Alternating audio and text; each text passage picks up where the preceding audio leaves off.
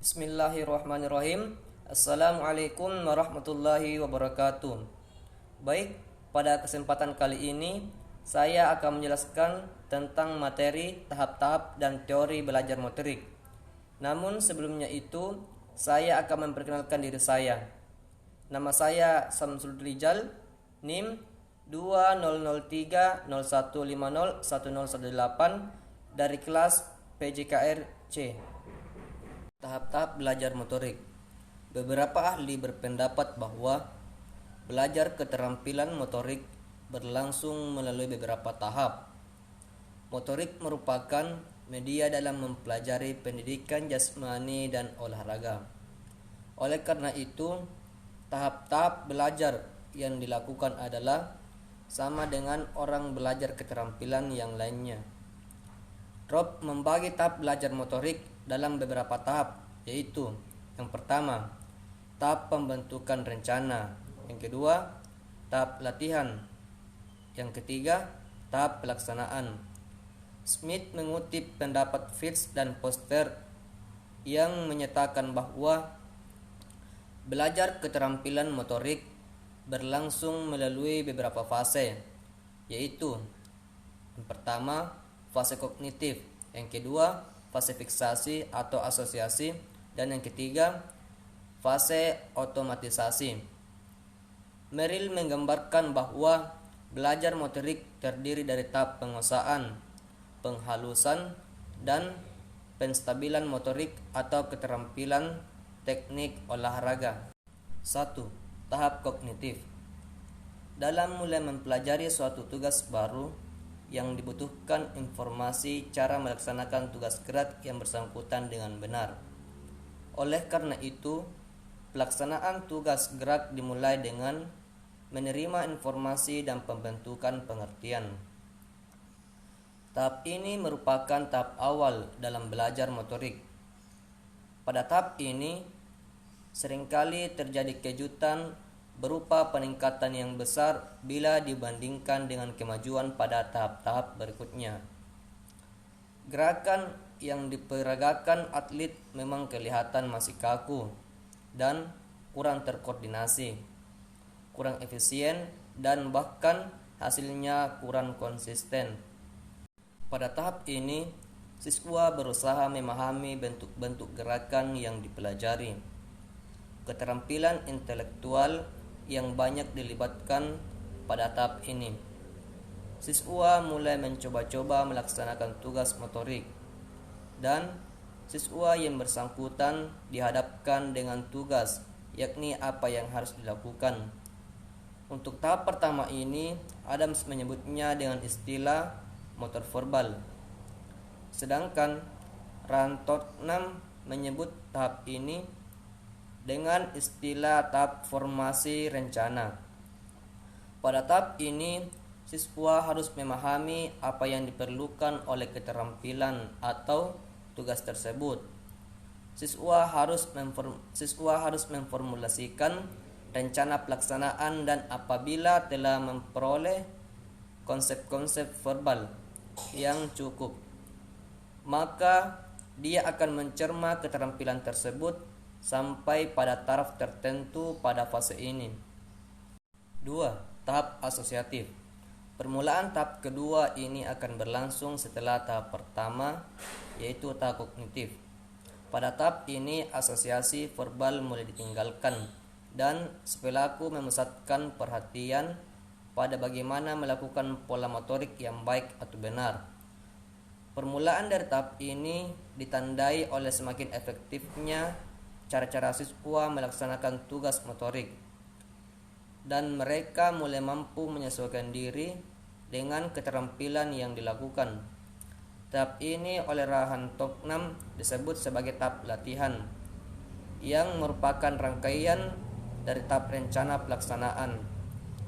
Pada tahap ini, siswa melaksanakan latihan sesuai dengan rencana pelaksanaan. Fitz menyebut tahap ini sebagai tahap fiksasi. Pada tahap ini, gerakan yang dilakukan siswa tidak lagi untung-untungan, tetapi makin konsisten. Gerakan siswa makin terpola dan mereka mulai menyadari kaitan antara motorik yang dilakukan dengan hasil yang dicapai. Adams menyebutnya sebagai tahap motor stage. Pada tahap ini, motor verbal semakin ditinggalkan dan siswa mulai memusatkan perhatian bagaimana melakukan pola gerak yang baik daripada mencari-cari pola mana yang akan dihasilkan. 3. Tahap otomatisasi. Tahap ini merupakan tahap paling akhir dari belajar motorik. Ratoknam menyatakan bahwa pada pelaksanaan otomatis, maka belajar keterampilan makin ringan dalam penyelesaian suatu tugas atau keterampilan. Dan ini berarti makin menurun stres yang dialami oleh siswa. Pada fase ini, siswa mampu melakukan seluruh pelaksanaan rencana otomatis atau tanpa disadari sama sekali. Siswa telah mencapai rangkaian gerakan melalui latihan yang sungguh-sungguh dan rentangan kesalahan awal berkurang. Pola gerakan sementara telah disempurnakan dan siswa melakukan seluruh pola gerakan secara otomatis dengan hasil yang memuaskan. Yang menarik adalah pelaksanaan tugas yang dilaksanakan tidak terganggu oleh kegiatan lain yang terjadi secara simultan, dan siswa tidak terlalu banyak menumpahkan perhatian pada tugas gerak yang sedang dilaksanakan.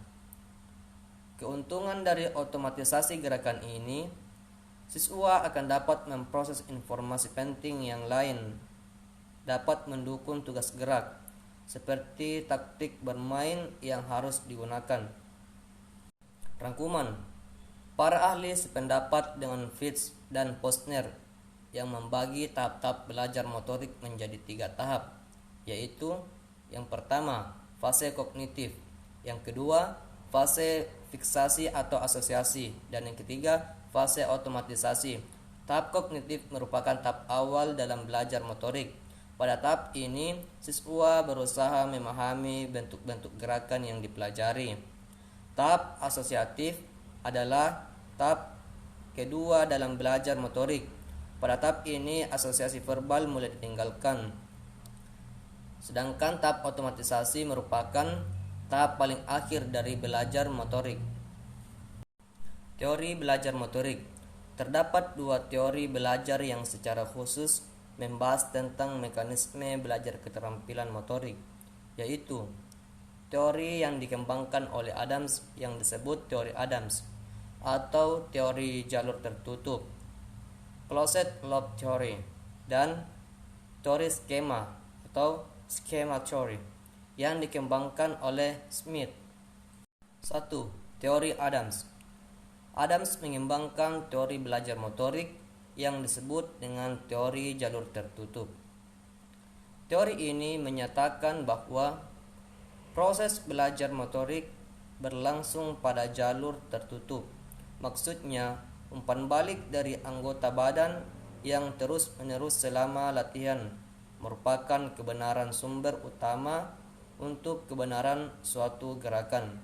Dengan kata lain, dapat dijelaskan, apabila seseorang melakukan suatu gerakan, maka akan menghasilkan umpan balik intrinsik yang berguna untuk mengarahkan gerak anggota badan dan penggunaan waktu yang tepat. Menurut Adams, pengetahuan tentang hasil bukan merupakan alat untuk memperkuat atau penguatan, tetapi hanya merupakan hadiah.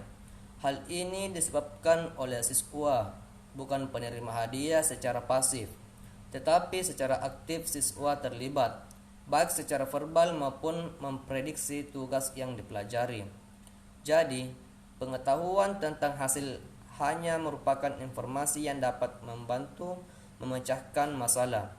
Seseorang pada saat melakukan gerakan juga mampu mendeteksi umpan balik intrinsik yang diterima dibandingkan dengan jejak persepsi.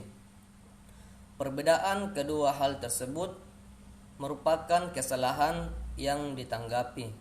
2. Teori schema theory. Smith telah mengembangkan teori skema yang memiliki konsep dasar bahwa proses belajar berlangsung pada jalur terbuka, tetapi tetap mengakui adanya proses kontrol jalur tertutup atau teori Adams. Beberapa teori Adams yang relevan dengan teori antara lain: 1. Penekanan pada masih melanjutkan subjektif. 2. Berlaku juga pada gerakan lambat. 3. Perlunya memori untuk memproduksi dan mengevaluasi gerakan.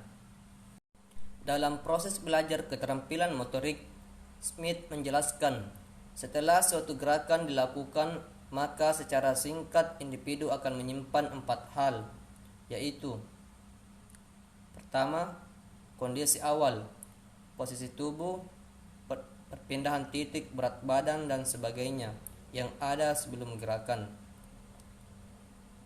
Kedua, parameter-parameter yang diberikan untuk program motorik umum telah disimpan. Ketiga, hasil gerakan dalam pemahaman tentang hasil disimpan. Dan keempat, konsekuensi sensori dari gerakan, yaitu bagaimana gerakan yang dirasakan, didengar, dan sebagainya juga disimpan. Rangkuman. Menurut teori Adams, proses belajar motorik berlangsung pada jalur tertutup, dan umpan balik dari anggota badan yang terus-menerus selama latihan merupakan sumber utama untuk kebenaran suatu gerakan. Teori skema dari Smith adalah proses belajar motorik berlangsung pada jalur terbuka. Teori skema memiliki 2 kondisi memori, yaitu: yang pertama, memori ingatan bertanggung jawab untuk memproduksi, dan kedua, memori pengenalan yang bertanggung jawab untuk mengevaluasi respons. Terima kasih atas perhatiannya. Mungkin cukup sekian dari presentasi saya. Kurang dan lebihnya mohon dimaafkan. Wabillahi taufiq wal hidayah. Assalamualaikum warahmatullahi wabarakatuh.